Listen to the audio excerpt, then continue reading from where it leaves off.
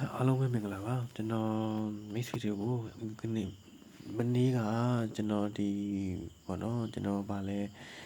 ကိုအကြောင်းလေးတွေကိုကျွန်တော်ပြောပြပြီး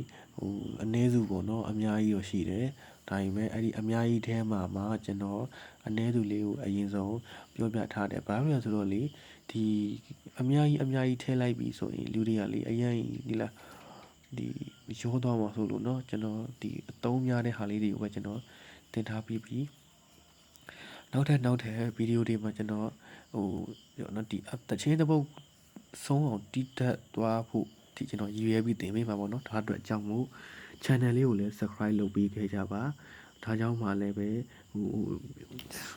ဒါမှလည်းဗျာသိရမလားကျွန်တော်တင်ရတာအားရှိမှာပေါ့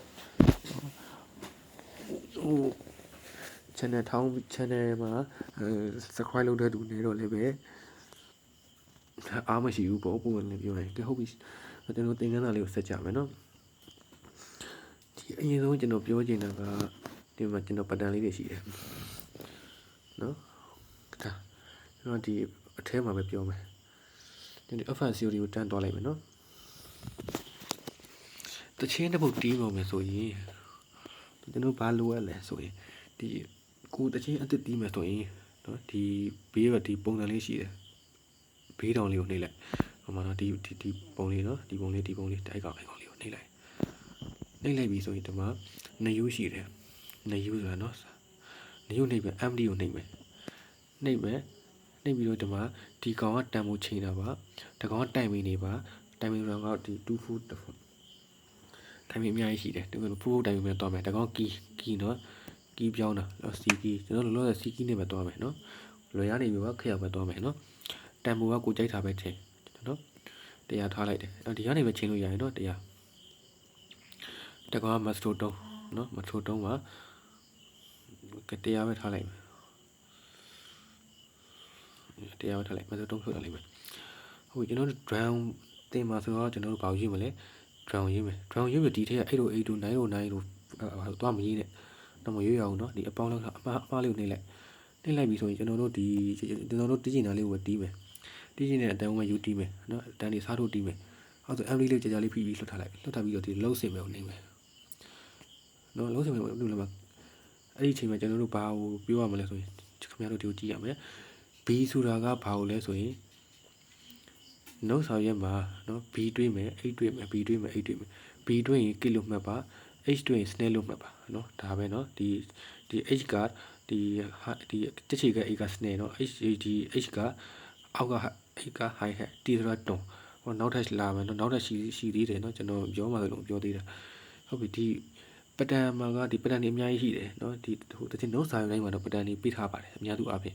ဒါပေမဲ့ကျွန်တော်တို့ဒီပတန်ကိုပဲအရင်ဆုံးသွားမယ်နော်ဒီ B အောက်မှာဒီပြည့်တယ်မလားဒီအောက်မှာကျွန်တော်ဒီတုံချောင်းလေးတွေချထားတယ်အဲ့ဒါကတပားမှာ1 2 3 4ဆိုတော့ဒီ4 B ရှိတယ်4 B မှာတပိမှာတစ်လုံးစီချမှာနော်ပထမဘီမှာတစ်လုံးဒုတိယဘီမှာတစ်လုံးတတိယဘီမှာတစ်လုံးစတုတ္ထဘီမှာတစ်လုံးအဲ့လိုချမှာနော်အဲ့ဒါကြောင့်ကျွန်တော်တို့ဒီအရင်ဆုံးဘာတွေလဲ B တွေလဲဆိုရင် kit ကိုရွေးလိုက်မယ် kit မှာနော်ကျွန်တော်ကိုကြိုက်တဲ့ kit ပဲကိုရွေးဖို့ကျွန်တော်ကြိုက်တဲ့ kit ကကျွန်တော်သုံးများတဲ့ kit ကပဲ kit လဲဆိုရင်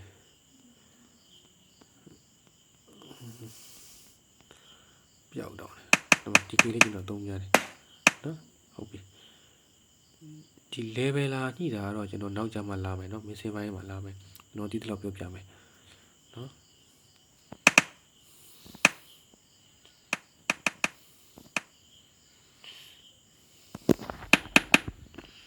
ကျွန်တော်ဒီနောက်မှာဒီ pattern 1နဲ့ဒီ base ဘယ်လိုတီးမလဲ rhythm ဘယ်လိုတီးမလဲဆိုတာပါလာမယ်နော်ဟုတ်ပြီဒီမှာ sorry မလို့ keep ပြီးသွားပြီ keep ပြီးရင်ပါလာမယ်ချက်ချီက x နဲ့လာမယ်အပေါင်းလေးကိုနှိပ်မယ်ဒီ simple ဆိုတော့နောက်ပြားလေးရှိတယ်ထိတ်ထွက်လိုက်စနေကိုလိုက်ရှာဒီမှာစနေတွေ့ပြီစနေsorry စနေကိုနှိပ်မယ်ဟုတ်တယ်ကျွန်တော်သုံးတဲ့စနေကကျွန်တော်သုံးတယ်ကိုကြိုက်တာတော့ကိုသုံးဖို့အများကြီးရှိတယ်ဒါအများကြီးသုံးကြတယ်နော်ကျွန်တော်ကြိုက်တဲ့စနေက ဒီစနစ်လေးပဲကြိုက်တယ်နော် level လားကျွန်တော်နောက်မှပြောမယ်နော်ဗီဒီယိုကြီးရမ်းရှင်းသွားမှာဆိုလို့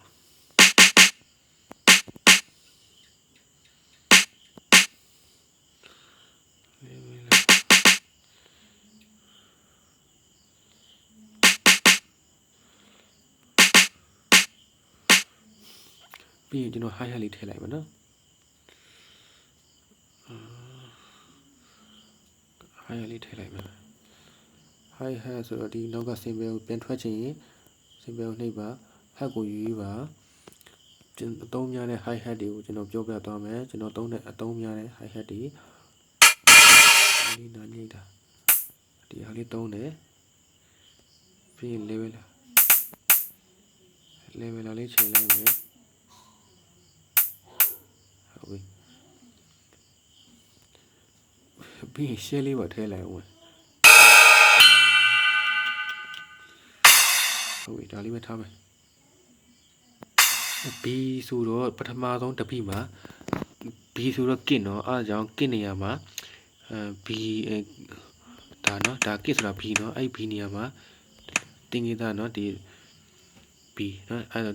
ပထမဆုံးတစ်ခွက်က B ဒုတိယဆိုတော့ H ဆိုတော့ပါစနေနေရာမှာခွက်ချခိုင်းတဲ့ပုံစံမျိုးတော့ B ဆိုတာတတိယခွက်မှာ B ကဒီမှာချမယ်နောက်က H ဆိုတာမချမယ်เนาะဒီနောက်က H ဆိုတာဒီမှာချမယ်ပြန်ပြောပြမယ်တစ်ခါပြောပြမယ် B ဆိုတာကဒီဟော B DB နော် DB ဟောအဲ့ဒါပဲဗျာ DB မှာလို့ချမယ်ဒီ 8 ကဒီလိုဒုတိယခွက်မှာ 8 ကစနေဆိုတော့စနေခွက်မှာ 8 ချမယ်high hat ကတော့ဒီလိုလေးချနေတာနောက်ပိုင်းကျမှကျွန်တော်ရှင်းပြမယ် velocity ဆိုတာကအတန်အနည်းမြင့်လူသိတဲ့ပုံစံမျိုးဖြစ်အောင်ညှိပေးတာဟုတ်ပြီအဲ့ဒါကိုကျွန်တော်ဒီပါတာတီးပဲ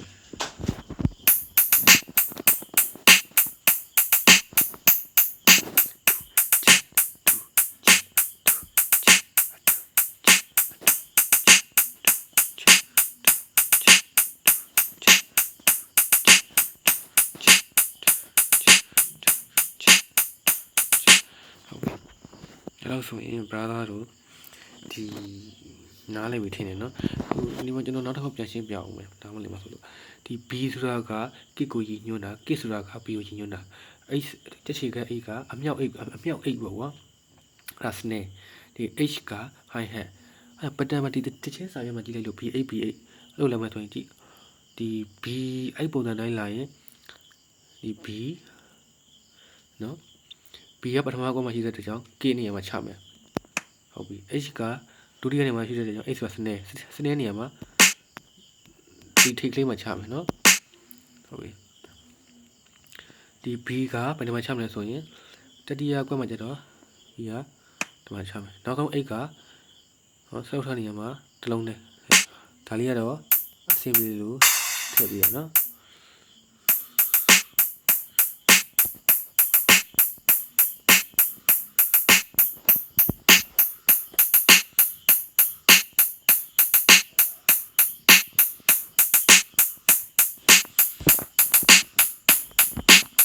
နောက်ကြရင်